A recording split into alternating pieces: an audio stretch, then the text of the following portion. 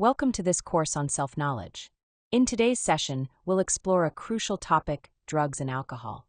This lecture is especially important because it highlights the urgency of eliminating these two defects from our psychology. Why? Because as long as they remain within us, they block any real progress in our inner work.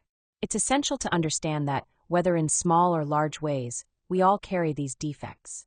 We've all fed them, knowingly or unknowingly. Yet often, we think that only people with visible addictions have a problem with drugs or alcohol. But today we're going to take a deeper look. We'll examine how, if we don't pay attention to the subtle behaviors and choices that feed these tendencies, we may gradually fall deeper and deeper into them, lifetime after lifetime. Another key aim of this lecture is to help us understand how, by reflecting on and eliminating these defects within ourselves, we become truly capable of helping others who are suffering from them. Real help starts with self-understanding. Finally, we'll see that no matter how far someone has fallen into drugs or alcohol, there is always a way out. And today, we're going to explore how that path to regeneration begins. Let's begin by talking about alcoholism. To truly understand this topic, we need to approach it objectively and see alcoholism for what it really is: a very strong, yet very subtle demon. It draws us in slowly, even pleasantly at first, until it gains control over us, dominating and submitting us to its will. In this session, we're going to study and understand the mottos of this psychological entity, its main characteristics, and the physical, psychological, and spiritual consequences it brings into our lives. We need to understand that all forms of drug addiction and alcoholism, both on this planet and within each of us, are driven by a defect, a force, or a concentration of negative energy so powerful that it is, in truth, a demon. This demon is known by the name alcohol. Alcohol is considered one of the 10 most evil demons on Earth. It represents the severed head of Medusa, cut off by Perseus. Alcohol earned its title by winning a contest among the main demons of the planet, a contest to see which one could cause the most degeneration in the human race. And this terrifying force is directly connected to something that seems so ordinary to us today, which is alcohol. Yet alcohol is one of the fastest ways to lower our level of consciousness, and it has been used for thousands of years as a tool to keep humanity asleep, trapped in a low state of awareness. The tyrants and dictators of every era have known this. They understand that it is far easier to control and enslave a nation of drinkers than a nation of sober minds. So now, let's examine the mottos and characteristics that define this demon, and how they manifest in our lives when we allow ourselves to be carried away by this defect. The first motto of this demon is, "I am the owner of the planet."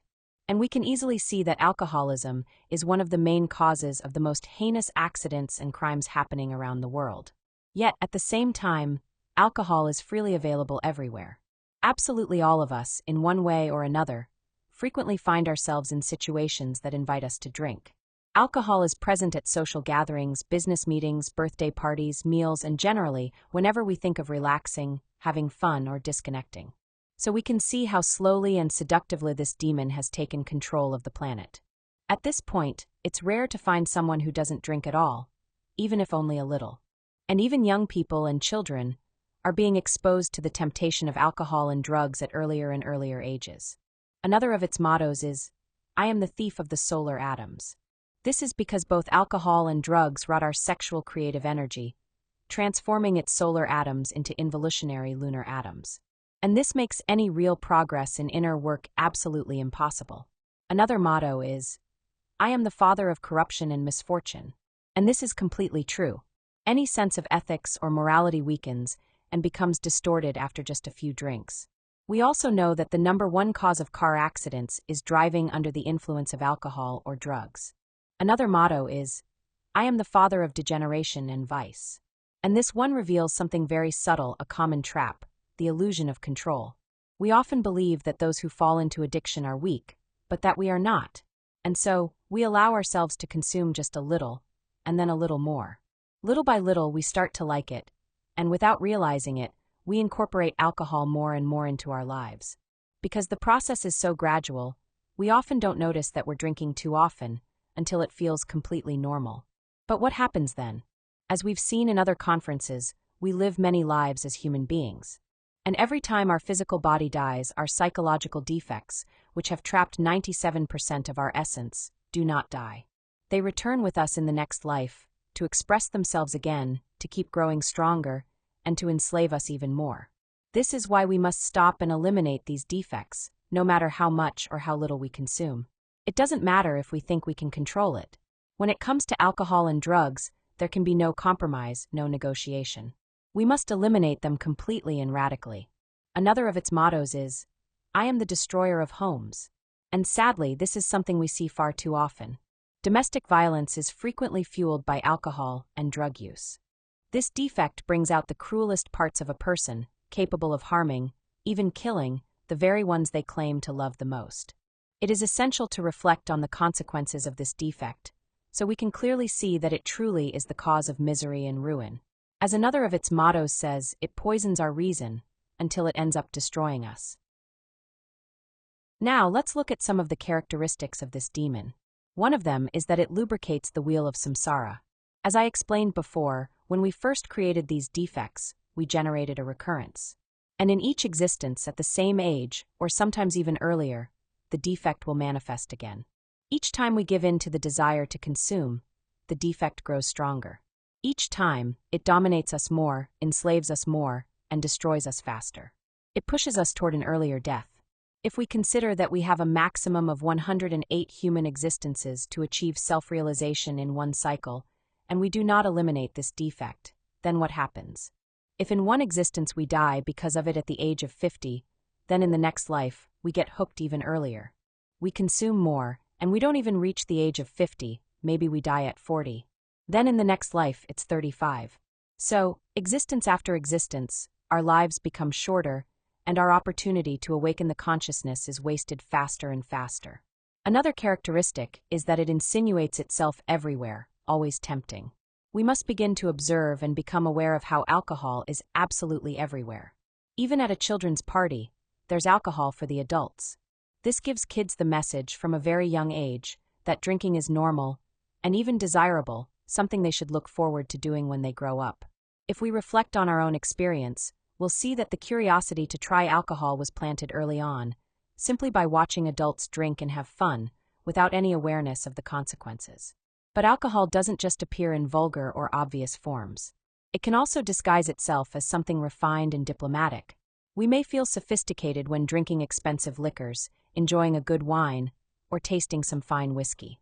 But in truth, this is just the demon dressing himself in elegance, pretending to be desirable, trying to make us feel like we need him to be complete. Another very interesting characteristic is that he seems to have the power of ubiquity. He's everywhere. No matter the country, the culture, the social class, the age, or the race, alcohol is there. It's at the dinner table, at the bar, in the movies, on television, in the songs we listen to, and in every kind of celebration or event. And all of this contributes to his power, to his domination over humanity. Now, let's look at the consequences that the defect of alcoholism brings us.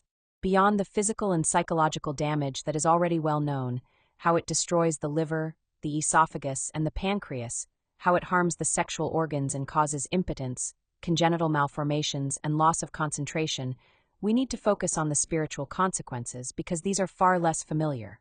First, alcoholism kills the possibilities of being. Self-realization is our true purpose in this life, yet it becomes totally impossible if we don't eliminate this defect. Alcohol prevents real progress in inner work because it blocks our practice of the three factors of the revolution of consciousness. Since alcohol corrupts our sexual energy, it revives defects we had already weakened. Each time we drink, we lose ground in psychological death. Because that same energy is damaged, chastity becomes unreachable. Worse still, drinking opens the door to our heaviest lusts. A person under the influence is far more prone to fornication, adultery, promiscuity, even orgies or practices they would never accept while sober. Alcohol dulls the senses and relaxes morality. In a state of intoxication, we are vulnerable to any suggestion, easily swayed by external influences. This defect steals our inner strength. It robs us of the revolutionary will needed to deny our lower desires.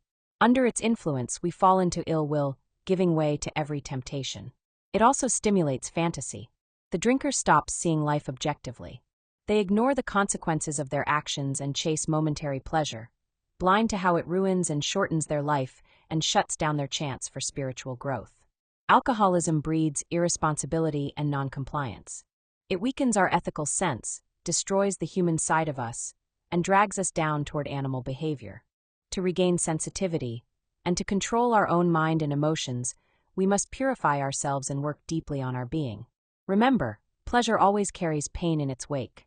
If we don't learn to deny ourselves the fleeting pleasures that alcohol offers, we will inevitably face the pain of its physical, mental, and spiritual consequences. The first is that we must be radical. We cannot fool ourselves into thinking we can quit little by little, that we'll just reduce the amount, or drink only on special occasions, because this demon is treacherous. And when we least expect it, it stabs us in the back, and we fall even lower than before. Something else that is absolutely essential. If we are sharing this knowledge with others, then we carry a great responsibility. We must set an example for those who listen to our words. We cannot speak of transformation while continuing to give strength to this defect. With this demon, there can be no compromises, no negotiations, no just a little. So, to eliminate this defect, we must be firm. We must be radical. Not a single drop more. Now, let's talk briefly about drugs. And then we'll explain the concrete steps needed to eliminate these two defects, alcohol and drugs, in a radical way. The scourge of drugs is even stronger than alcoholism, because it generates a much more intense pleasure. Its consequences are also much more devastating, and they manifest sooner. People become hooked more easily, and when they finally decide to quit, they often find themselves feeling completely powerless against this defect. They try again and fall again and again, and with each relapse, the sense of weakness grows deeper. The belief that they just can't win. But we must make this absolutely clear. It is possible to overcome drug addiction. No matter how far we've fallen, no matter how long we've been trapped, the key lies in understanding something called the psychological unfolding. It is important to understand that there are two men within us, the outer man and the inner man. The outer man is that egoic way of being, with its many attitudes and reactions, through which we usually express ourselves in this external world. But in truth, it is nothing more than a puppet, moved by invisible strings, which are our psychological defects. The outer man represents our weakness. He is the one who always feels unappreciated, who pities himself, who thinks too highly of himself, and who feels powerless in the face of this or any other defect. We mistakenly believe that this outer man is all that we are. But the psychological unfolding reveals to us the reality of the inner man. The inner man is our true being. He is governed by very different laws, and he could never be reduced to a robot controlled by psychological defects. When we succeed in discovering and recognizing within ourselves that inner warrior, that source of strength, wisdom, and love that resides in the consciousness of each one of us, we begin to live guided by the fundamental principles that lie deep within our being. For our being, eliminating the defect of drugs or alcohol is not difficult. Our being understands that these defects have trapped a great part of our consciousness and wisdom, and that facing and eliminating them brings great strength and motivation for inner work. By denying ourselves the desire, and imposing the will of the consciousness over the will of the defect, we rescue the strength that we use to feed the defect. In doing so, we reclaim the fire and the spirit that were once bound to the defect, but now will work in favor of the consciousness and the liberation of our inner essence. And all the understanding and wisdom we recover will help us help others out of that same slavery. Every defect that we understand and eliminate gives us a wisdom that is uniquely our own, a self-knowledge. And whoever has eliminated these defects is better equipped to guide others out of them. If we don't recognize this divine, higher part within ourselves, it will be difficult to confront these or any other defects. We will feel weak, incapable. For that inner man who lives within us all, to begin to express himself, we must first recognize our own nothingness and inner misery. That recognition comes when we have the courage to review our life, to look honestly at our mistakes, and to face them. We must also develop conscious faith, the kind of faith that comes from practice and direct experience of this knowledge. Discovering and experiencing a true connection with our being, with that higher part within ourselves, allows us to distinguish a genuine superior spiritual experience from what happens when a person uses drugs. Because when someone takes drugs, they enter an altered state of consciousness that, although they might believe it is something superior, something conscious, it is not. It is never possible to connect with the higher parts of our consciousness in a state of hypnotic hallucination, which is exactly what drugs produce. Let's look at this. In the 60s, the age of Aquarius began under the regency of Uranus. Since then, the Dionysian wave has been vibrating intensely throughout all of nature. We can define Dionysus as the voluntary transmutation of sexual libido and mystical transcendental ecstasy. However, it is clear that humanity, for the most part, has not been able to polarize positively with that wave. The positive pole of the Dionysian wave brings with it a refined and spiritualized sexual delight, the voluntary transmutation of the seminal force, the awakening of the consciousness, objective knowledge, superlative intuition, the transcendental music of the great classical masters, and so on. On the other hand, the negative pole of that wave leads to sexual degeneration. All forms of infrasexualism, homosexuality, lesbianism, and demonic pleasures experienced in the infernal worlds through drugs, hallucinogenic mushrooms, alcohol, infernal music, and other similar things. Now that we've reached this point, it becomes essential to differentiate between the Dionysian drunkenness, which can only be achieved through deep meditation, and which is precisely what allows us to experience true ecstasy and samadhi. These are, without a doubt, essential in order to experience the truth and the real. This kind of exaltation is entirely possible through the practice of meditation. We must distinguish it clearly from psychedelia. Psychedelia is the opposite. The psychedelic state is the antithesis of meditation. It is a condition of negative alteration of consciousness, where infradimensional vibrations are perceived. In other words, the experiences that occur through psychedelia come from the lower dimensions and never from the higher ones, nor from the spiritual part that resides within us. The infernal worlds of drugs are located inside the planet itself, just beneath the surface of the Earth's crust. Hallucinogenic mushrooms, pills, LSD, marijuana, ayahuasca, peyote, and similar substances may intensify the vibratory activity of the subjective psychic faculties, but it is clear that they can never lead to the awakening of consciousness. Meditation and psychedelia are incompatible, opposed, and utterly antagonistic. They can never be mixed. In addition to this, drug use brings us many terrible consequences. We will see that they bring us the same consequences of alcoholism, but in addition to this, in relation to the physical body, they affect the sexual apparatus, causing the person to reach sexual impotence soon. We also see how quickly the physical body degenerates and is destroyed, since a young person who starts taking drugs soon looks like a worn-out old man. Drugs fundamentally alter the sex genes, and this has already been confirmed by science. If we take a look at the vital or etheric body, the vital body of an ordinary person looks bright and luminous. In a drug user, that radiance fades, the vital part disintegrates, loses its shine, and ends up looking like a corpse. We know the vital body energizes and repairs the physical body while we rest or sleep. When we lose that vital support, we are logically standing at the edge of the grave. If we go to the fifth dimension, we see the astral body of the drug addict walking around like an idiot, like a madman running wild, doing and undoing. And if we look inside that astral body, what we call the ego, the demons that we carry within us, they are in a great feast. Why? Because through drugs we feed those psychic elements that we should destroy. Drug is food for them. Also, terrible damages can be seen in the mental body. Since alpha rays are annihilated, so the intrinsic connection between mind and brain is lost, and the person loses the ability to concentrate.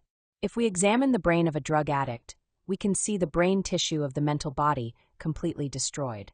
And in the causal body, we can see how the essence suffers the consequences of the drugs, since the consciousness is seen dulled, like a drunk looking for where to fall.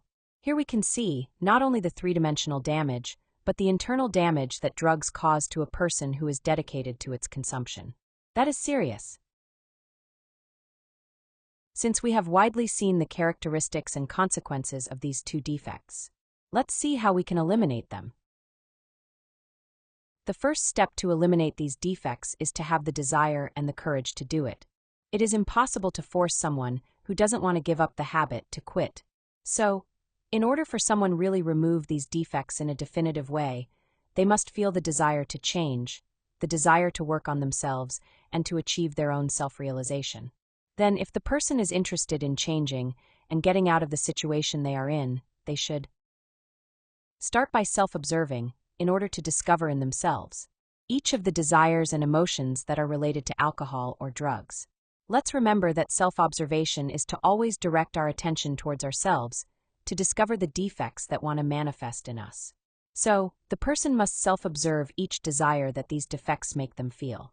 They must maintain a constant vigil to observe and discover each of those desires, but also those emotions of displeasure, anxiety, and despair that it causes them to make them feel weak, and so that they agree to consume.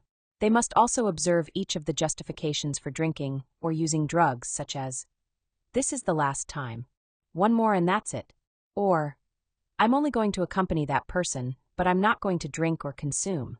Or, "It's only for that occasion because it's a special occasion."